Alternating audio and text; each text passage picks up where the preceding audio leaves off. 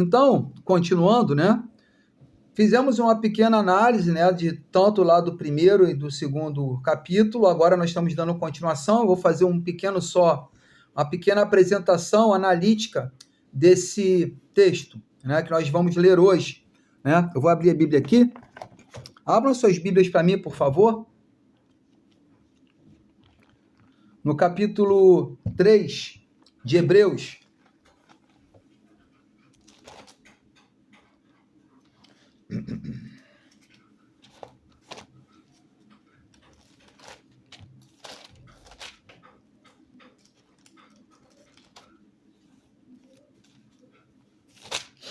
Que diz o seguinte, capítulo 3, né? Cristo é superior a Moisés. Por isso, santos irmãos, que participeis da vocação celestial, considerai atentamente o apóstolo e sumo sacerdote da nossa confissão, Jesus, o qual é fiel àquele que o constituiu, como também o era Moisés em toda a casa de Deus. Jesus, todavia, tem sido considerado digno de tanto maior glória do que Moisés, quanto maior honra do que a casa tem aquele que a estabeleceu. Pois toda a casa é estabelecida por alguém, mas aquele que estabeleceu todas as coisas é Deus. Moisés era fiel em toda a casa de Deus, como servo, para testemunho das coisas que haviam de ser anunciado. Cristo, porém, como filho, sobre sua casa, a qual casa somos nós, se guardarmos firme até o fim, a ousadia e a exultação da esperança. Assim,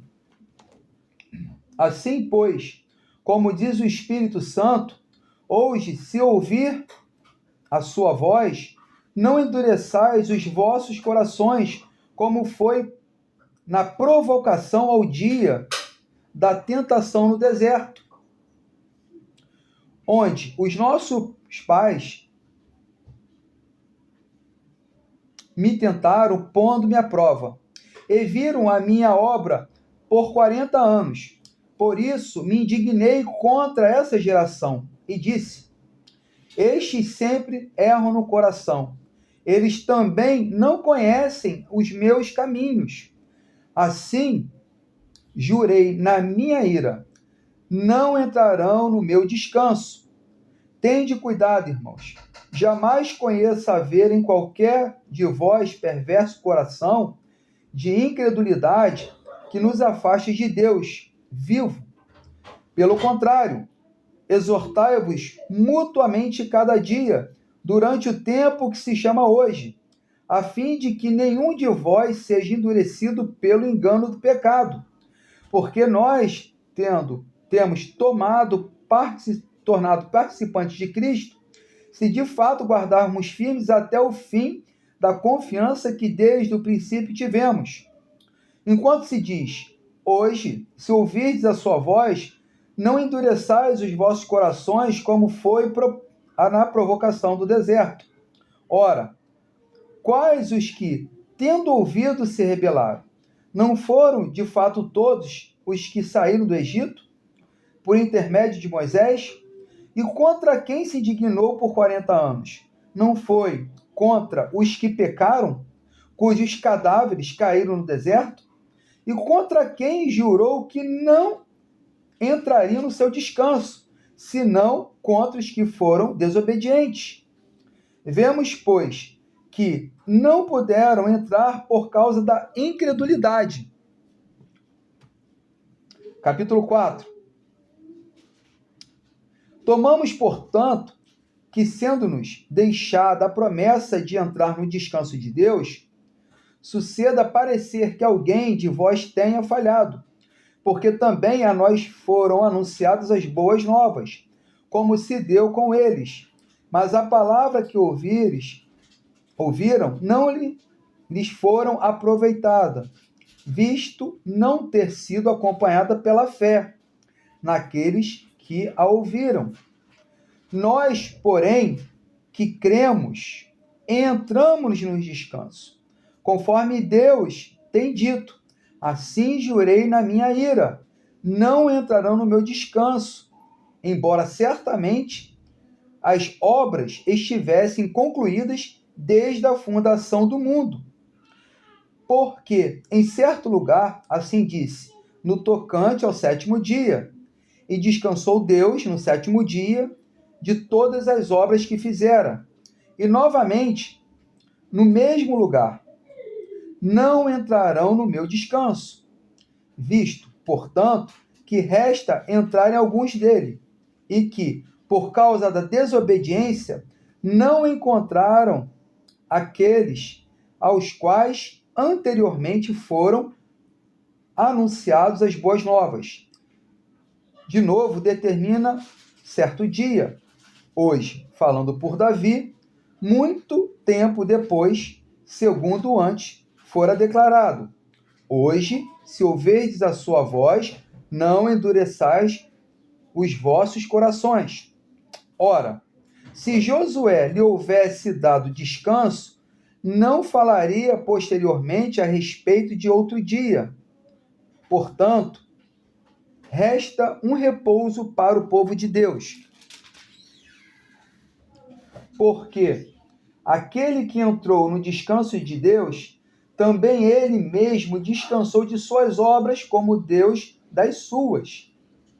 Esforcemo-nos, pois, por entrar naquele descanso, a fim de que ninguém caia, segundo o mesmo exemplo da desobediência. Porque a palavra de Deus é viva e eficaz, e mais cortante do que qualquer espada de 2 gumes, e penetra até o ponto de dividir a alma e o espírito, juntas e medula, e é apta para discernir o pensamento e profundidade do coração. Pega lá o óculos para mim, por favor. E não há criatura que não seja manifesta na sua presença. Pelo contrário, todas as coisas estão descobertas e patentes aos olhos daquele a quem temos de prestar contas.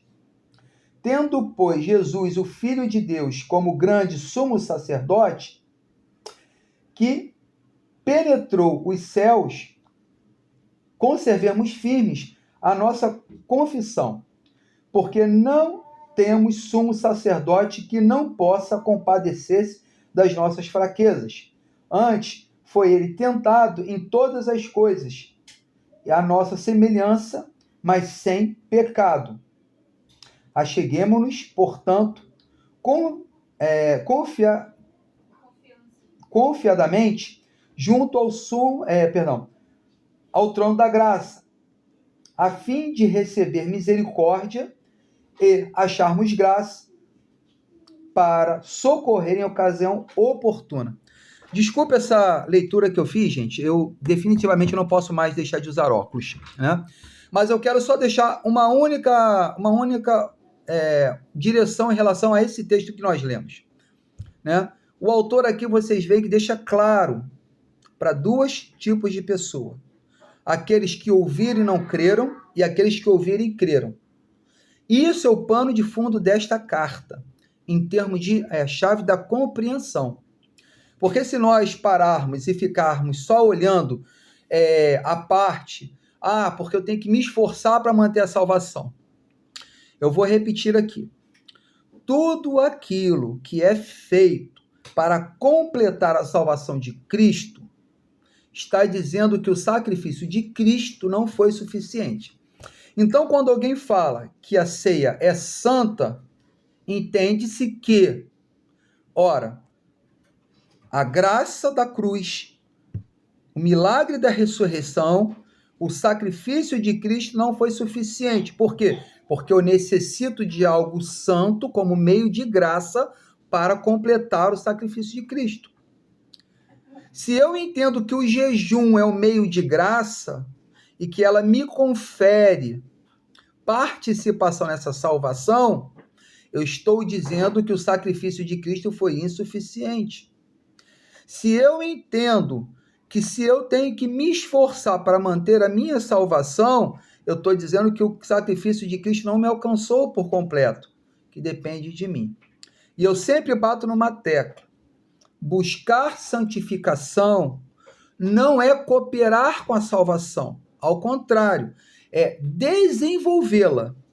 E é isso que o apóstolo Paulo, e assim como a comunidade apostólica, assim como o escritor de Hebreus está falando.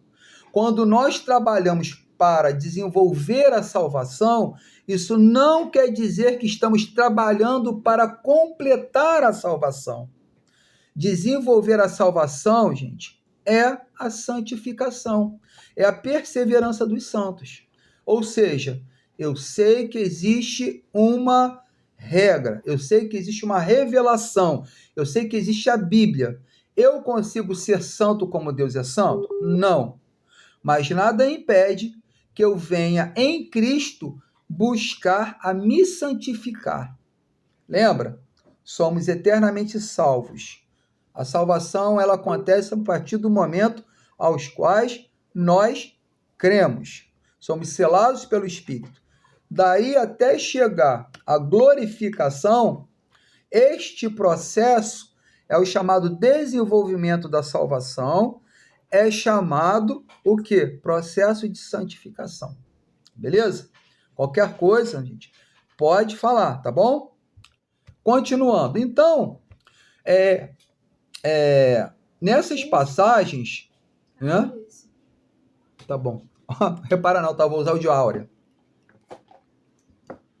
Eita, tudo sujo. Tá sujo? Daqui, deixa eu lavar. Não, tá bom, dá para enxergar aqui. Então diz aqui, né? Vamos lá. Continuando aqui essa análise dessa tradução, essa crítica textual. Né? Como foi falado, os manuscritos mais antigos apresentam uma excelente concordância nessa seção. Ou seja, em toda a carta mantém uma excelente concordância. Não há variantes textuais que modifiquem o sentido da passagem. Tanto lá na versão NAA, por exemplo, que eu gosto de usar, a NVI também, a que foi escrita no ano 2000, né? Diz aqui, por exemplo, 3.1, por isso, santos irmãos, que participam da vocação celestial, considere atentamente o apóstolo e sumo sacerdote da nossa confissão Jesus, tá? Já na NVI diz, portanto, santos irmãos, participantes do chamado celestial, fixe os pensamentos em Jesus, né? Tanto a NAA quanto também na NVI, nós temos, né, dois verbos muito interessantes que para prestar atenção nisso, que é katanoesate, ou seja, considerem atentamente, ou katanel, considerar atentamente. Aí também diz lá, fiel, nesse primeiro versículo, pistos, descreve uma fidelidade absoluta de Cristo ao Pai, né? E aí nós temos, por exemplo, né, que aparece em Hebreus 3.4, né? Palavra descanso, fala lá, descanso em Canaã, descanso sabático, descanso espiritual, descanso escatológico, né? O contexto, ele determina qual é o aspecto que tem em foco nessa passagem. É o hoje, né? Lembra que eu falei para vocês? É o hoje. Essa passagem, ela ajuda a entender, o escritor, ela está desenvolvendo, agora ela está se preparando para ir para a metade e a conclusão do texto. Lembra? Nós estamos lendo uma carta. Por isso que quando nós lemos cartas, por exemplo, digamos que o Johnny encaminhe para mim uma carta. Se eu for ler só a metade da carta ou a conclusão dela para a Áurea, ela vai ficar sem entender. Ela precisa saber o princípio, o desenvolvimento e a conclusão.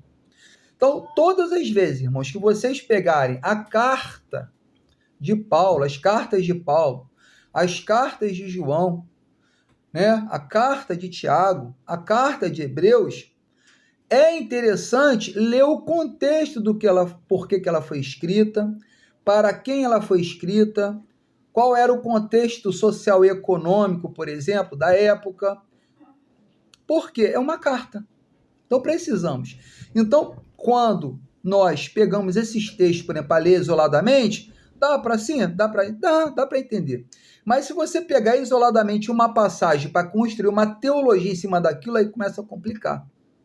mais à frente, nós vamos estudar de forma expositiva todas essas passagens. Então, nós vamos ter o quê? A oportunidade de destrinchá-la, porque essa carta é muito rica, né? Como eu falei, sobre o aspecto do contexto histórico-cultural, foi escrita para os judeus do primeiro século, aonde eles consideravam Moisés como libertador de Israel, mediador da lei, líder do êxodo, profeta por excelência, né? Então, para o judeu, questionar a importância de Moisés, como é hoje para os judeus não cristãos, é uma coisa impensável. Mas, se reparar bem, nessa passagem, o autor não diminui Moisés. Ao contrário, ele mostra a fidelidade de Moisés. Porém, ele acaba mostrando como Moisés foi infinitamente inferior à superioridade de Cristo. Tá? Então, por isso que nós vamos ver ali nessa parte, né, capítulo 3, de 1 a 6, como Cristo é superior a Moisés. Depois, vamos ver a advertência contra a incredulidade, que vai do 3, do 7 ao 19. Depois, do 4, do 1 ao 11, mostrando que o descanso permanece, como prometido por Deus. E vamos evoluindo, né, no capítulo 4, que vai do versículo 12 ao 13, que é uma conclusão de exortação desta parte, onde Deus conhece completamente o interior do homem. Tá? Então, tudo isso é para preparar o entendimento do que era a antiga aliança e a nova aliança. Tá? Então, irmãos, uma outra coisa que eu quero ler para vocês, né, mais aqui à frente, que é o seguinte. Diz aqui, ó, que como era a relação entre Moisés e Jesus Cristo. Por que quando às vezes a gente está escutando alguns pregadores, eles falam que Moisés era um tipo de Cristo? É muito importante saber disso, né? Porque Moisés era um libertador. Moisés era um líder religioso. Moisés era um líder político. Moisés era um sacerdote, um tipo de sacerdote. Lembra que eu falei para vocês nos encontros anteriores?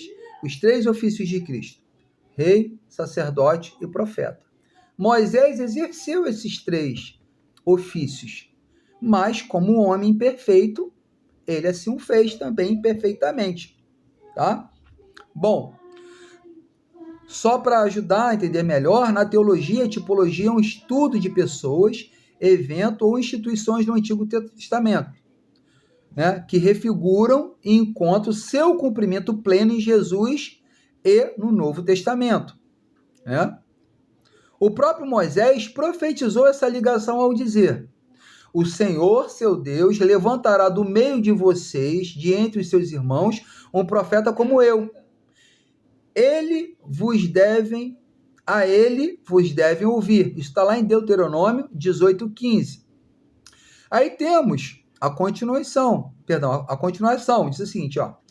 Vamos analisar os pontos de convergência, essa tipologia, né, no chamado para a libertação e, em seguida, porque a Escritura apresenta Cristo como infinitamente superior a Moisés. Primeiro, né, a tipologia. Moisés como sombra de Cristo. O chamado de Moisés para libertar Israel da escravidão física no Egito espelha de forma impressionante a missão de Jesus em libertar a humanidade da escravidão espiritual. Né? Origem e preservação na infância. Ambos nasceram sob um decreto de morte emitido por um governante tirânico que mandou matar bebês do sexo masculino. Faraó no Egito, Herodes na Judéia.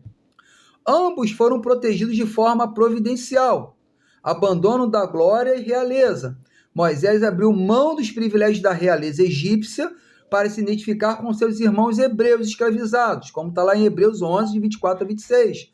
E Jesus, sendo Deus, esvaziou-se da sua glória celestial para assumir a forma de servo e se identificar como humanidade, como está lá em Filipenses 2, de 5 a 8. O chamado para libertar. Deus chamou Moisés para descer ao Egito e resgatar o povo do jugo de Faraó. Jesus foi enviado pelo Pai ao mundo para resgatar a humanidade do império das trevas. O papel de mediador. Moisés subiu ao monte para receber a lei e intercedeu repetidas vezes para que a ira de Deus não consumisse o povo rebelde. Jesus é o mediador de uma nova aliança, que intercede constantemente por nós diante do Pai. Sinais e prodígios. Ambos autenticaram seus chamados por meio de milagres extraordinários que demonstraram autoridade sobre a natureza, como a abertura do Mar Vermelho, e Jesus acalmando a tempestade ou andando sobre as águas. Relembrando o que eu falei para vocês, gente, sinais dessa magnitude pode acontecer? Eu creio. Mas eu quero só deixar sempre claro, sinais dessa magnitude são para incrédulos, que são incapazes de crer na pregação. E olha que o próprio Cristo alertou sobre isso. Bem-aventurado os que creram e não viram. A palavra é suficiente para abrir o entendimento, e o Espírito Santo, uma vez que há um entendimento do homem que ele é pecador, o Espírito Santo, além de atrair, ajuda ele a fazer aquela confissão de submissão a Cristo. E ali ele é selado eternamente para a salvação. Continuando. Por que Cristo então é superior a Moisés? Embora Moisés tenha sido o maior profeta do Antigo Testamento, o autor do livro de Hebreus dedica capítulos inteiros para demonstrar que Jesus supera em todos os aspectos. Essa superioridade se dá em três fontes principais. A natureza da sua identidade, o servo, o filho. Hebreus 3, de 5 a 6, resume perfeitamente essa diferença. Moisés foi fiel como servo em toda a casa de Deus, dando testemunho do que haveria de ser dito no futuro. Cristo, porém, é fiel como filho sobre a casa de Deus. Moisés era parte da criação, um membro da casa de Israel. Jesus é o próprio arquiteto e dono da casa. Moisés era um servo altamente honrado. Jesus é o filho herdeiro de tudo. Outra, a natureza da libertação entre física versus espiritual e eterna. A libertação de Moisés foi externa, geopolítica e temporária. Ele tirou Israel do Egito, mas não conseguiu tirar o Egito de dentro do coração do povo, que continuou pecando no deserto. Além disso, aquela geração acabou morrendo no deserto sem entrar na terra prometida. A libertação de Jesus é interna, é espiritual e eterna. Ele não nos liberta apenas de um opressor humano, mas do pecado, da morte e do poder do diabo. Paulo escreve muito bem isso na carta de Romanos. A liberdade que Cristo oferece transforma o coração humano de dentro para fora. Uma outra questão, a natureza da aliança e da lei, As tábuas de pedra versus o coração de carne. Moisés foi mediador da antiga aliança, gravada nas tábuas de pedra, que revelava o pecado e trazia condenação porque o homem não conseguia cumpri-la. Jesus é o mediador da aliança. Jeremias, por exemplo, lá em 31:33, fala sobre isso, em Hebreus 8:6 também, onde a lei de Deus é escrita pelo Espírito Santo diretamente no coração do crente, oferecendo perdão definitivo e poder para viver uma vida santa. O sacrifício e a entrada na terra prometida. Moisés não pôde entrar na terra prometida de Canaã devido à sua própria desobediência ao ferir a rocha com ira. Está lá em Números 20 isso. Ele pode apenas avistá-la de longe.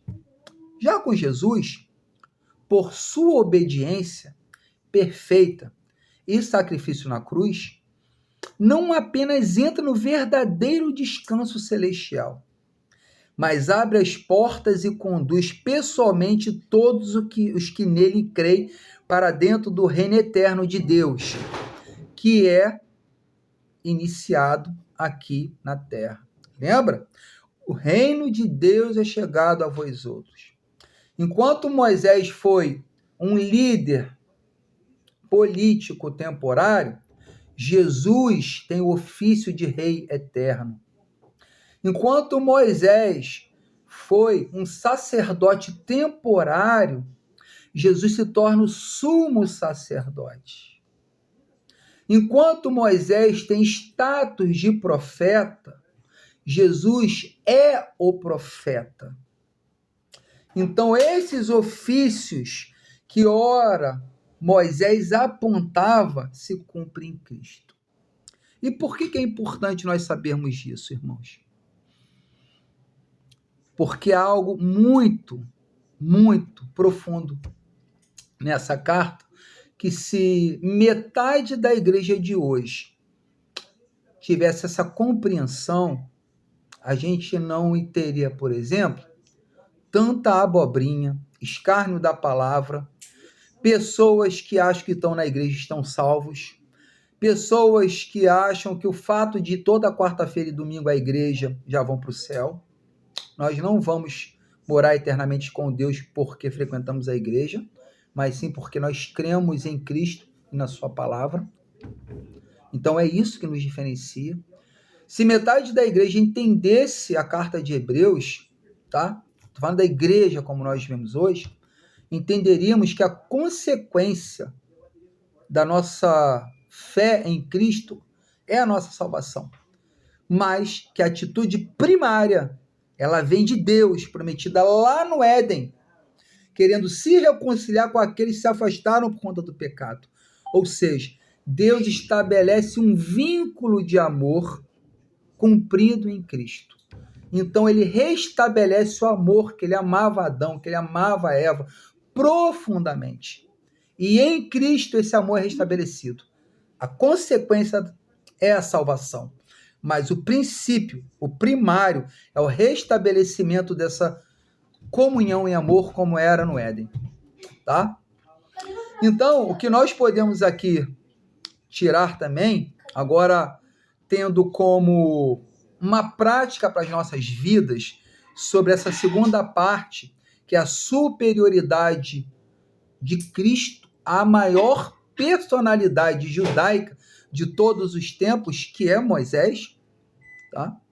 É que Cristo, o verdadeiro líder, que nos conduz ao descanso de Deus. Venha todos vós que estão cansados e sobrecarregados, e eu vos aliviarei. Se nós lermos lá sobre o servo sofredor em Isaías, vamos perceber que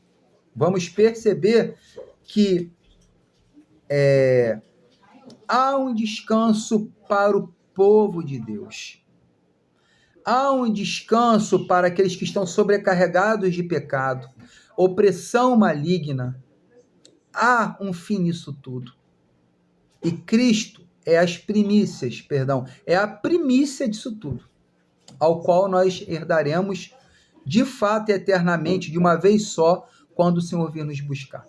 Então, o objetivo desse estudo, né, é compreender que Jesus é superior a Moisés, que somente ele pode conduzir seu povo ao verdadeiro descanso de Deus, e que a perseverança na fé é indispensável para a vida cristã. Mais uma vez, gente, perseverar aqui não é eu contribuir para minha salvação. Na língua original, como nós vimos na última aula, perseverança significa levar a sério aquilo que nos foi revelado através de Jesus e que hoje, no nosso caso, foi nos dado como herança apostólica pelos pais da igreja. É nós levarmos de forma preciosa algo que foi comprado com sangue, com sofrimento. Nessa passagem, por exemplo, percebemos que o autor ele fez questão de ter dois momentos: as consequências a quem foi revelado e não ligavam, não creram, e as consequências para os que creram. A admoestação aqui da perseverança não é para o perdido. A admoestação da perseverança aqui não é falar assim, olha, caramba, você tem que correr atrás, que não sei o quê. Não, não é isso. Olha, apesar das perseguições, tem de bom ânimo, porque Cristo venceu o mundo. Perseverem, porque tudo isso aqui é passageiro. É isso que o autor está trabalhando. A perseverança aqui é a insistência em algo melhor, que vai se concretizar na sua plenitude quando nós formos buscados. Entende, irmãos? Então, quando falarem sobre perseverança na carta de Hebreus, não é você contribuir para a sua salvação, mas valorizar um sacrifício que foi feito a preço de sangue. E essa admoestação, esse incentivo, seria a palavra correta? Esse incentivo são para os salvos, gente, não são para esses que estão perdidos, não. Tá? Então, vamos lá. Né? Como nós lemos, né, no capítulo 3, né, diz o seguinte, o versículo-chave dessa primeira parte do capítulo 3, de 1 a 4, por exemplo. Né? Diz o seguinte, portanto, resta um repouso sabático para o povo de Deus, como está na NAA. Só um minutinho, gente. Ô, Caio, você está atrapalhando, filho. Então, irmãos,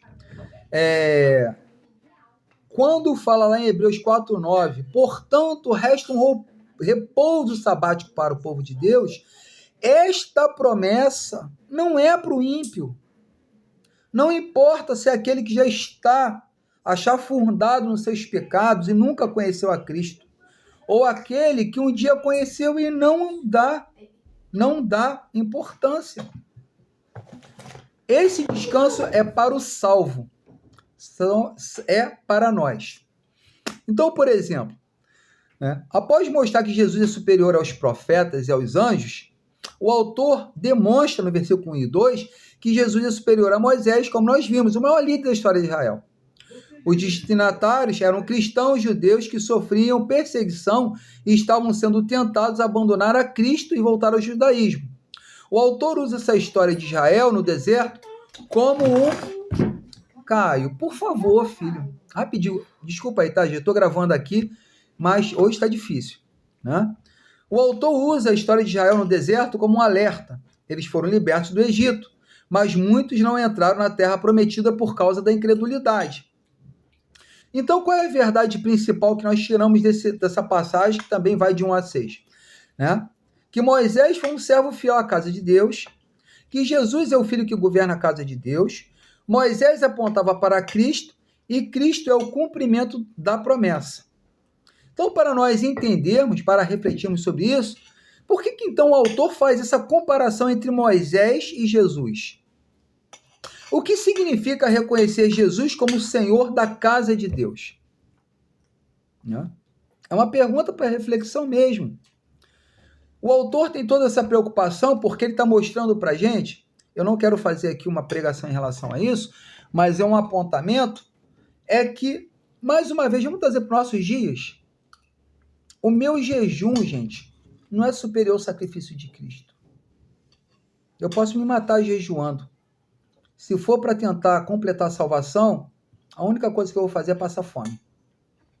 Mas já falei, se nós jejuamos para alinhar nosso coração ao coração de Deus, o que a palavra aponta, o nosso jejum, ele vai ser não só bem sucedido, ele vai ser aceito como um sacrifício suave ao nosso Senhor. Segundo, se nós entendemos o que significa reconhecer Jesus como Senhor da casa de Deus, nós entendemos que tudo o que foi apontado, por exemplo, no tabernáculo, na sua construção, no que era, por exemplo, considerado a casa de Deus, Jesus, ele agora passa a ser o tabernáculo.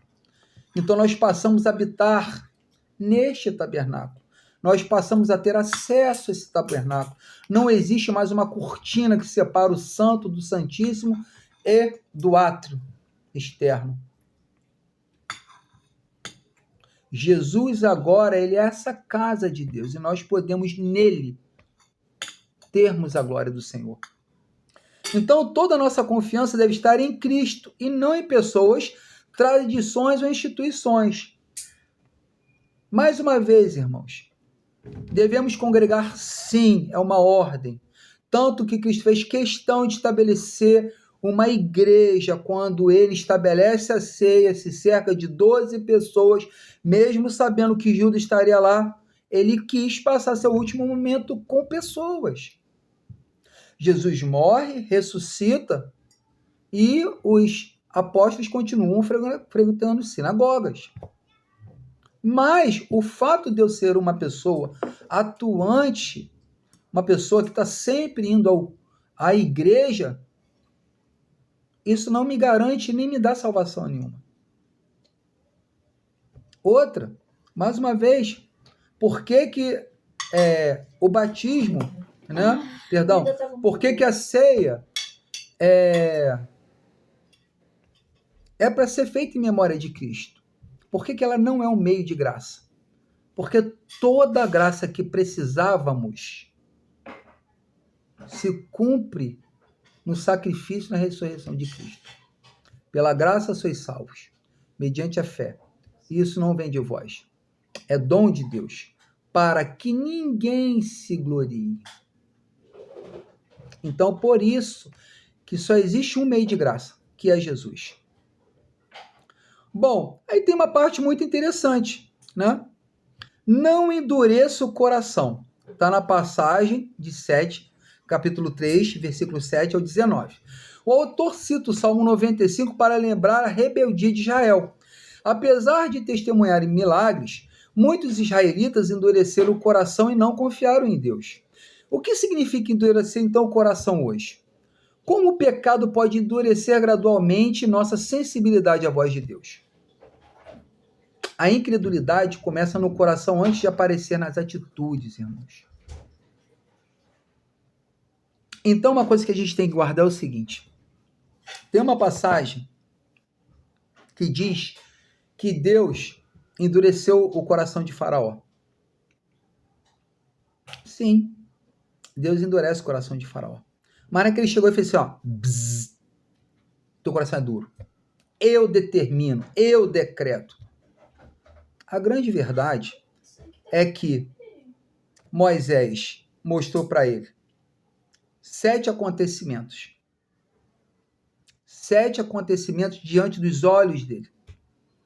E mesmo assim, Faraó não quis libertar o povo. Aí você vai ver que depois dessa consequência, Moisés escreve que Deus endurece o coração. E sabe onde a gente tem clareza nisso? Quando Paulo fala que Deus entrega à humanidade as suas próprias paixões. Vou só dar um exemplo. Eu tenho 2 filhos. Tá vendo? Estou toda hora chamando a atenção de Caio aqui. Sabe o que tem que acontecer? Eu tenho que permitir que ele chegue e às vezes sofra uma consequência pelas atitudes dele para que ele venha se arrepender de tempo eu estar falando assim, não faça, não faça, não faça, não faça. Eu entrego ele à própria decisão dele. Aí ele aprende, o famoso aprender pela dor, não aprende por amor. Né? Bom, mas, então, uma vez que nós não permitimos, lembra? Bem-aventurado aqueles que não viram e creram. Olha como é que é diferente de muitos israelitas que viram e mesmo vendo vários milagres, não foi o suficiente para crer. E detalhe, os apóstolos viram Cristo operando milagres e chegaram para Cristo e falaram assim, mostra-nos o Pai. Aí Jesus, indignado, fala assim, ué, está tanto tempo comigo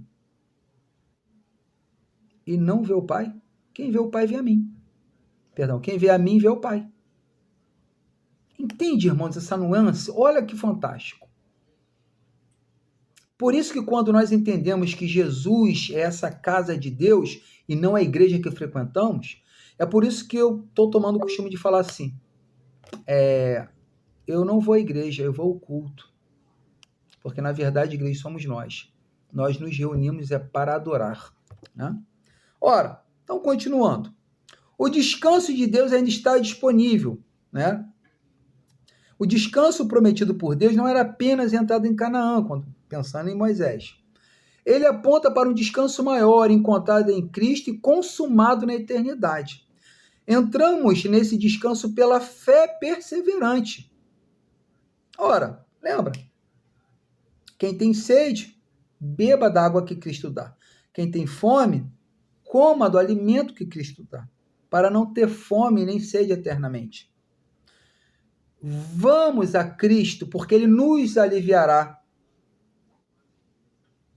Olha a diferença. Aquilo que era temporário com Moisés, comendo maná, Cristo nos dá gratuitamente e espiritualmente.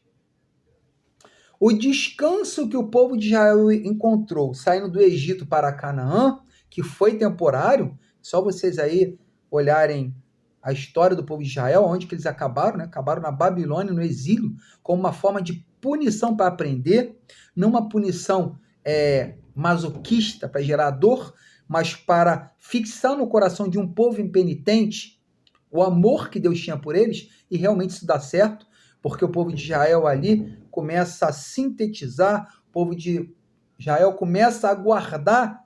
Nunca mais o povo de Israel se corrompeu com outros deuses depois que entrou para a Babilônia. Precisou Deus ficar calado durante 400 anos para que eles dessem valor ao que Deus tinha dado para eles e jogaram fora. Então, hoje em Cristo, esse descanso, ele é dado a partir do momento que nós cremos. Porque uma vez que nós cremos, somos selados, e uma vez selados, somos salvos.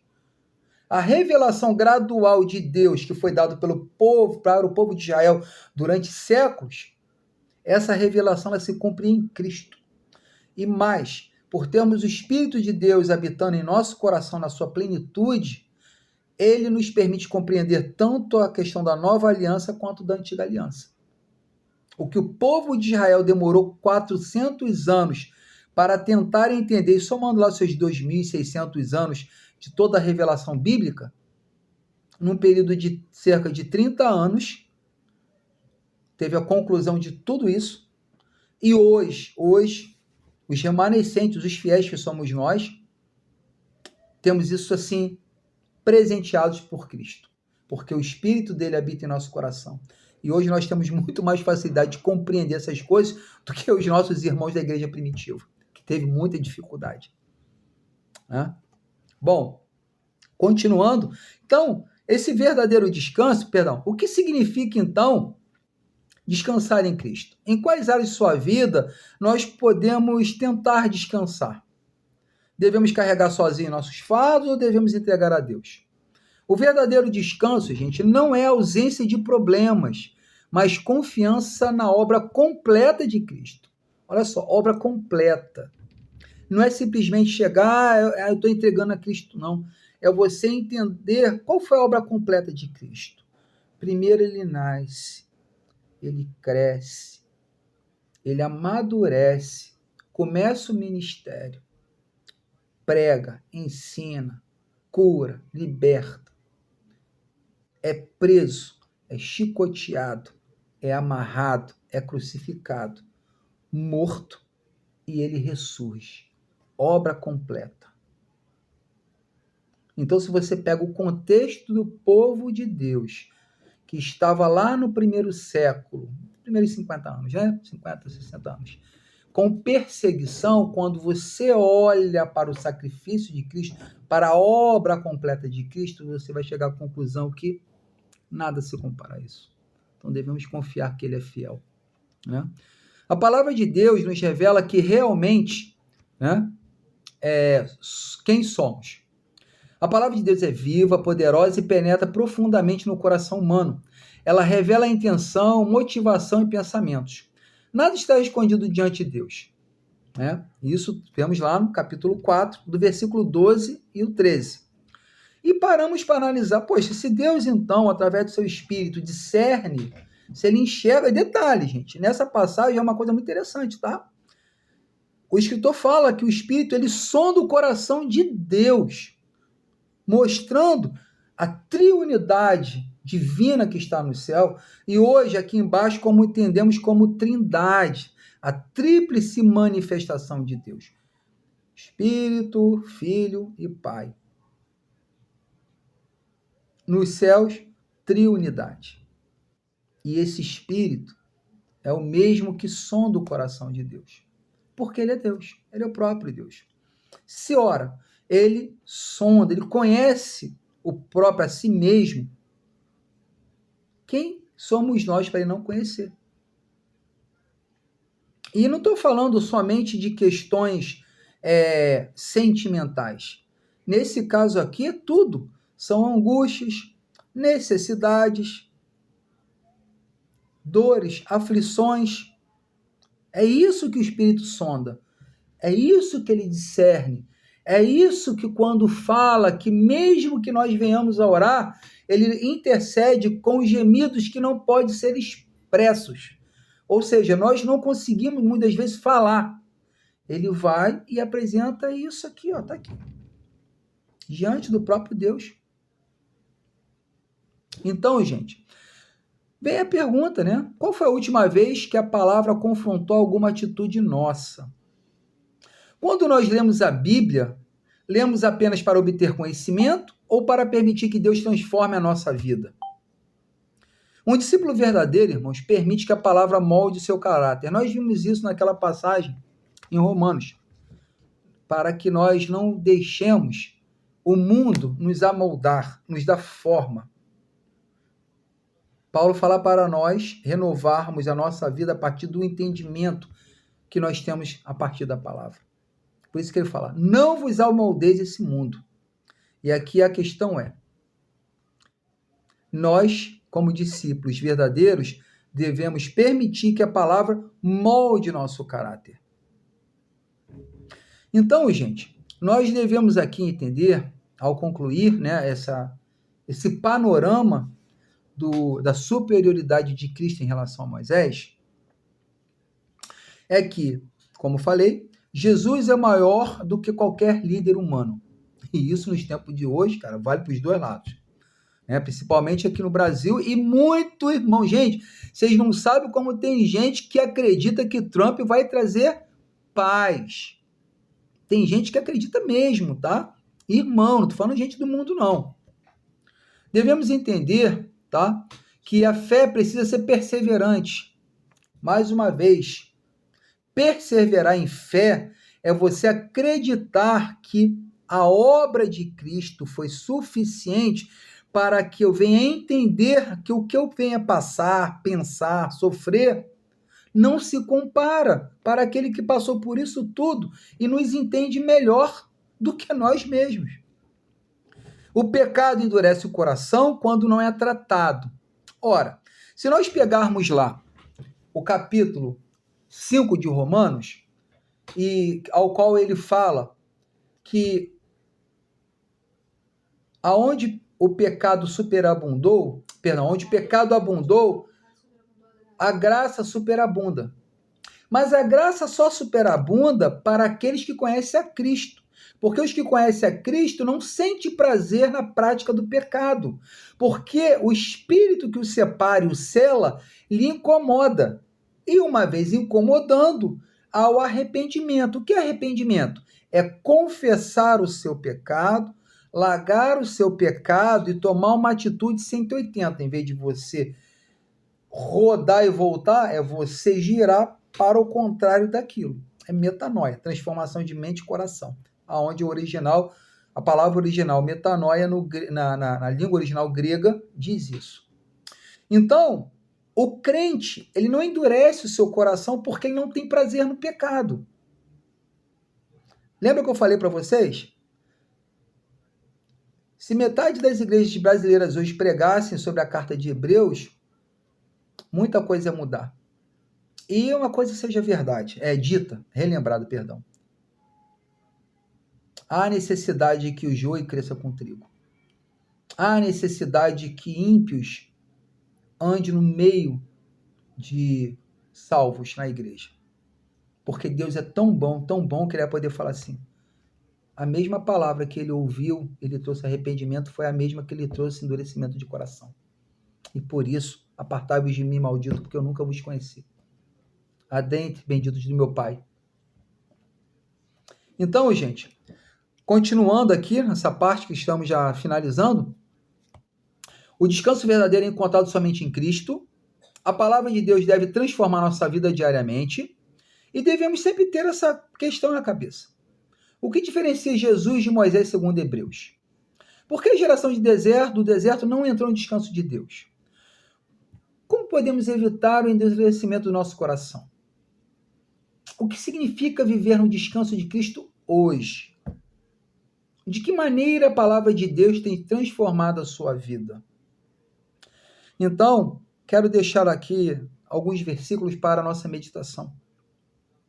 Hebreus 3:1 diz o seguinte: por isso, santos irmãos, que participam da vocação celestial, considerem atentamente o apóstolo e sumo sacerdote da nossa confissão de Jesus.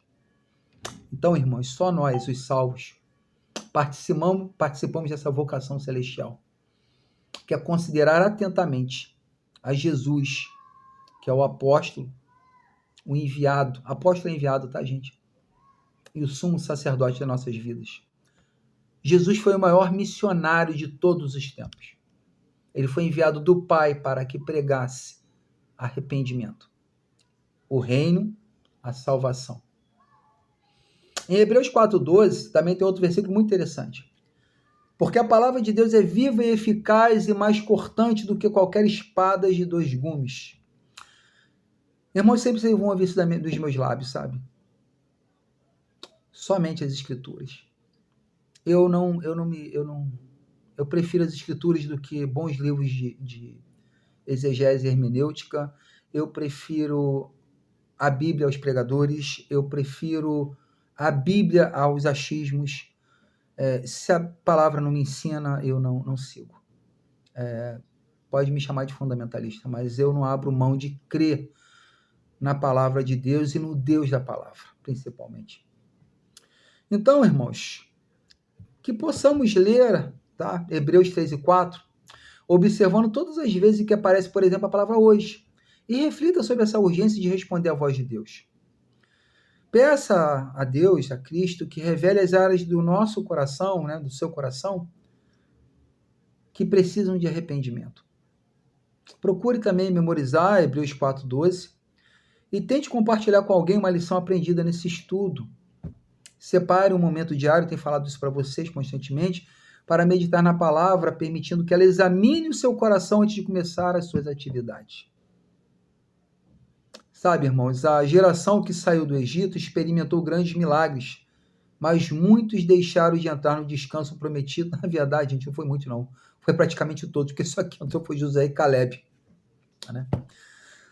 Mas uma outra geração entrou, porque creu. E detalhe, olha só que interessante. Mais uma vez, corroborando para aquilo que eu estou falando para vocês, que a manifestação do milagre é para o incrédulo. A primeira geração percebeu 7 pragas, mar aberto, água saindo de rocha, nuvem no céu para tampar do calor, coluna de fogo para aquecer. Para quem não sabe, no deserto à noite é muito mais frio do que esse frio que está fazendo agora. Muito. Tem uma outra coisa interessante. Aquela geração comeu pão que caiu do céu. Aquela geração comeu codorniz quando reclamou. Aquela geração viu as tábuas da lei. Mas não foi suficiente. Aquela geração toda ficou no deserto. A segunda geração, por conta de Josué, Caleb e Moisés, creram naquele que apontava para o profeta, naquele que apontava para o sacerdote, para aquele que apontava para o rei. Milagres, gente, Deus opera. Mas milagres é para incrédulos. Agora, viver um milagre porque você alinhou a sua vida aquilo que Deus revela a sua palavra, é uma bênção inimaginável que nenhum cristão do primeiro século viveu. Sabe? Conforme podemos viver. Não, nenhum, não. Viveram sim, né? Viveram sim. Eu errei aqui falando. Então, nós temos que ler e crer. Não é crer para ler. Amém? Então, continuando aqui, concluindo, Hebreus usa esse episódio, né? A geração que saiu do Egito experimentou grandes milagres, mas muitos deixaram de entrar no descanso prometido porque responderam à voz de Deus com incredulidade. Hebreus usa esse episódio como um alerta para a igreja. Privilégios espirituais não substituem uma fé perseverante. Jesus é o Filho, sobre a casa de Deus e o único que conduz seu povo ao descanso verdadeiro. Esse descanso começa quando confiamos plenamente nele e será consumado na comunhão eterna com Deus. E a verdade central é que realmente Cristo é superior a Moisés, Cristo é superior a Billy Graham, Cristo é superior ao meu pastor Vanderlei, ao pastor Haroldo, que eu conheci, ao pastor Edson, que foi um excelente pastor que eu tive, sabe? Ao pastor Mauro, que eu tive o prazer de conhecê-lo e foi um canal que Deus utilizou para que eu fosse alcançado pela graça de Deus e atraído a Deus com um amor irresistível. Cristo é superior a isso tudo, né? Jesus Cristo é superior e ele chama o seu povo ainda hoje a responder com fé perseverante, para entrar no descanso que somente ele pode oferecer. E nós temos que ser capazes de reconhecer essa supremacia de Cristo, compreender que essa incredulidade impede o desfrute das promessas de Deus, desenvolver uma fé perseverante, alimentada pela palavra e pela comunhão com a igreja. Isso é importante, irmãos, tem tanta gente largando a igreja. Descansar diariamente na obra consumada de Cristo, vivendo em obediência enquanto aguardo o descanso eterno prometido por Deus.